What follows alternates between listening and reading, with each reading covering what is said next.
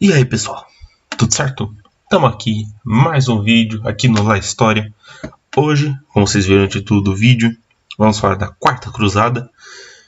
Eu estava pensando em falar da Primeira Cruzada, só que ela geralmente é a mais famosa.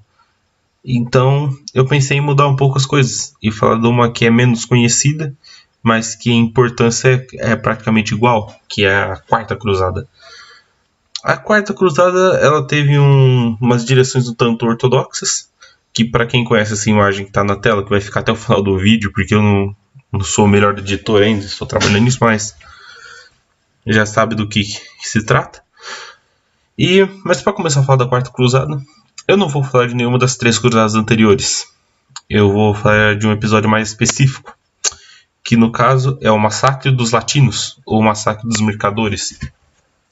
Esse massacre ele aconteceu em 1182, na cidade de Constantinopla.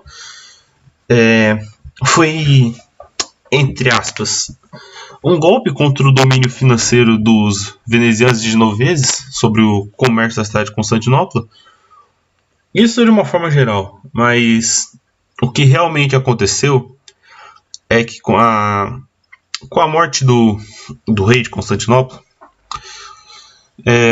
esse rei, acho que ele foi, não lembro se ele foi deposto ou o quê, mas era o rei, e aí ele não tinha uma política muito boa com os latinos. Os latinos, para quem não sabe o termo, são referentes aos europeus, que usam a língua latina como língua principal. Então, região que hoje é a Itália, região da França, essas regiões são as latinas.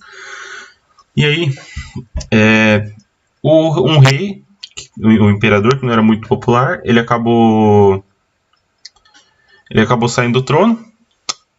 E quem assumiu o trono foi a Maria de Antioquia, uma princesa latina, que ela era muito favorável aos latinos, então ela não se opunha ao monopólio veneziano e genovês da cidade.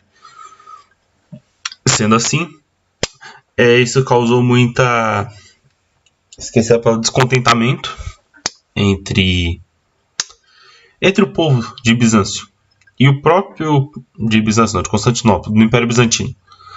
E o próprio povo de Constantinopla, depois a imperatriz Maria de Antioquia, em ascensão ao trono de Andrônico I.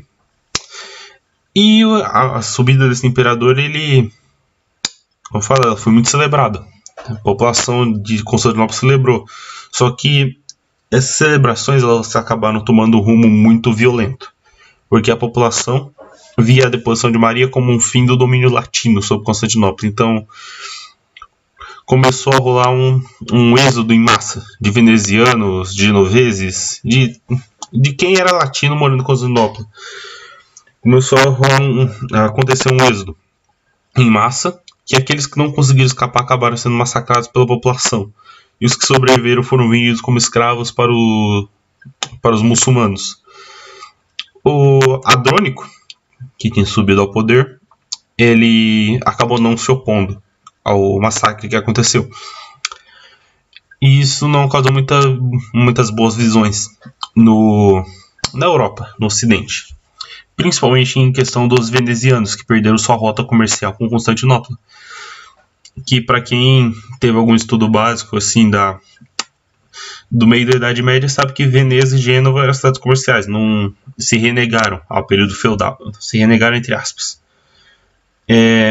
Mas aí, isso foi em 1182, aí agora a gente vai pular um pouquinho de tempo para a Quarta Cruzada. A Quarta Cruzada ela começou em 1202. A ideia inicial dela era a conquista do Egito. Conquistar o Egito para que a partir dali começasse novos reinos, porque acho que nessa época já tinha caído o reino de Jerusalém. Eu não tenho certeza, mas alguém pode me confirmar, eu não sei. Eu acho que já tinha caído. A ideia era a conquista do Egito.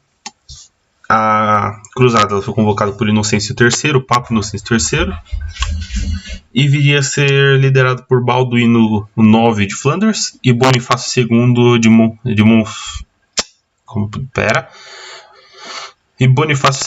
Monferrato. O transporte do exército ia ser feito por Veneza, financiado por Veneza. E isso acabou gerando alguns problemas. Iniciando entre elas as péssimas relações que Veneza tinha com os bizantinos no momento, exatamente por causa do massacre dos latinos. Veneza ainda tinha muito rancor desse acontecimento, que aconteceu muito antes, mas na verdade nem tão antes, uns 20 anos antes, mas ainda existia muito remorso. E tinha a ideia e eles temiam muito que Veneza tentasse conduzir uma vingança contra os bizantinos em vez de liderar diretamente para o Egito. Claro que isso só vai ser descoberto depois, mas antes eles tinham um grande problema para resolver, que os cavaleiros que estavam liderando a cruzada não tinham dinheiro para pagar os venezianos, então eles não tinham como pagar o transporte que ia ser feito. Sendo assim, um duque veneziano, o Enrico Dandolo, ele fez uma proposta para os cavaleiros. Tem uma cidade no litoral adriático, na região dos Balcãs, que hoje é a cidade de Zadar, que antigamente era conhecida como Zara. E Zara estava sob o domínio do reino da Hungria, que era cristão. E Veneza tinha interesse nessa cidade. Então um acordo feito com os cavaleiros foi a tomada de Zara como um adiantamento para a viagem. Tomavam Zara e Veneza ia liderar a frota até a região de ataque. Zara foi tomada em 1202 e essa foi uma batalha que foi condenada pelo Papa Inocêncio III. O Papa ele ficou tão indignado com a atitude que ele mesmo excomungou os líderes venezianos que idealizaram o ataque como punição ao feito. Agora, voltando um pouco para Constantinopla, no mesmo período de tempo, ela estava numa situação política muito instável. O então imperador, Isaac II, ele foi deposto pelo irmão dele, que é o Aleixo III, e o próprio Isaac ele foi cegado pelo Aleixo. O filho de Isaac, Aleixo IV, ele fugiu da cidade. Assim que ele fugiu, ele apelou para ajudar os cruzados. E Veneza não perdeu essa oportunidade. Aleixo ele fez um acordo em que os cruzados colocariam ele no trono e, em troca, receberiam dinheiro e recursos para ajudar em futuras incursões no Oriente Médio, para a retomada da Terra Santa. Sendo assim, em 1204, os cruzados batalharam e tomaram Constantinopla, instauraram Aleixo IV como imperador bizantino ao lado de seu pai Isaac II, que não tinha sido morto, foi que ele foi cegado. Não confunda. E aí para Veneza parecia que estava tudo indo certo, porque a própria atitude da instauração de Aleixo IV como imperador bizantino foi apoiada por Inocêncio III, que era o próprio Inocêncio ele pregava a reaproximação entre a Igreja Católica e a Igreja Ortodoxa, que, para quem não sabe, em 1054 tem um episódio conhecido como Cisma do Oriente, onde as igrejas se dividiram. Ficou uma igreja com sede em Roma, que é a Igreja Católica Apostólica Romana, e uma igreja com sede em Constantinopla, que é o que a gente conhece hoje como Igreja Católica Ortodoxa. E até aí estava tudo indo certo. Só que o Aleixo IV ele não ficou como uma pessoa muito popular no trono. E os próprios bizantinos depuseram ele do trono, frustrando completamente os venezianos, que tinham um completo interesse naquela região ainda, e que depois de um grande sucesso sofreu uma grande derrota logo na sequência. Isso foi em período muito curto de tempo. Isso foi menos de 6 meses aconteceu tudo isso. E aí, em abril de 1204, os cruzados, comandados pelos genoveses, invadem novamente Constantinopla. Só que dessa vez, eles invadem e começam a causar o caos na cidade. Durante 3 dias, foram dias de massacre e pilhagem contínua.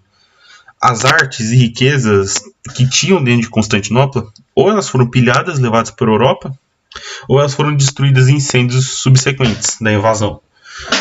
Tanto é que por muito tempo, até hoje, talvez, eu não tenho muita informação disso, tem muita coisa de Constantinopla que foi para a Europa. Depois eu vou falar um pouco de como isso se resolveu. Mas instaurou-se o caos na cidade por 3 dias. E o controle da cidade ele foi assegurado pelos venezianos no chamado Império Latino. Foi um império de muita curta duração, mas que teve consequências muito importantes para o futuro da Europa, de forma muito direta. O comando era feito por Veneza, mas o líder eleito foram escolhidos 12 nobres que elegeram o líder, que foi o Balduíno de Flanders, que era o mesmo, que era o Balduíno IX, que é conde de Flanders, que é o mesmo que ele estava liderando a cruzada, e foi eleito monarca do Império Latino. Como eu falei, ele não durou muito tempo, ele durou menos de 60 anos, porque em 1261 os bizantinos, liderados por Miguel VIII, eles derrubaram o Beduíno II e colocaram fim ao Império Latino. Foi um império de muita curta duração, só que agora eu vou falar das consequências dessa Quarta Cruzada e da tomada de Constantinopla pelos latinos. Latinos barra venezianos. A mais notável foi o agravamento da cisma do Oriente, porque as coisas já não estavam muito bom entre o Oriente e o Ocidente na questão religiosa. Não estou falando do Islã, estou falando do próprio cristianismo. E a separação que antes já tinha um vão muito grande entre elas, agora é basicamente inalcançável, porque isso vai causar um grande descontentamento com a igreja do Oriente, que é ortodoxa. Isso só vai ser amenizado em 2004, quando o Papa João Paulo II ele devolve vários artigos que estavam espalhados pela Itália, que eram pertencentes à Igreja de Santa Sofia, que hoje fica em Istambul. Ele devolve esses artigos para a igreja como forma de uma tentativa de reaproximação entre as igrejas. E outro ponto muito importante, que eu particularmente acho que devia ser discutido mais em escolas, mas que não é que foi essa posse do Império Latino de Constantinopla por um tempo que vai desencadear o renascimento comercial na Europa. Como eu falei, Veneza tomou o controle daquela região, que é a região do Bósforos, que é aquele estreito que fica ali dentro da Turquia, que divide a Ásia da Europa, e o Mar Negro do Mediterrâneo. E aí você vai ter com o controle, os venezianos conseguiram acesso direto ao Mar Negro, um acesso livre, sem ter que pagar taxas nem nada, abrindo comércio com o Oriente, principalmente com a China, que é, para quem já viu em algum livro, a rota da seda. Ela vai pelo Mar Negro ou pela Europa continental. E com a abertura ali daquela região, você tem acesso direto à Rota da Seda.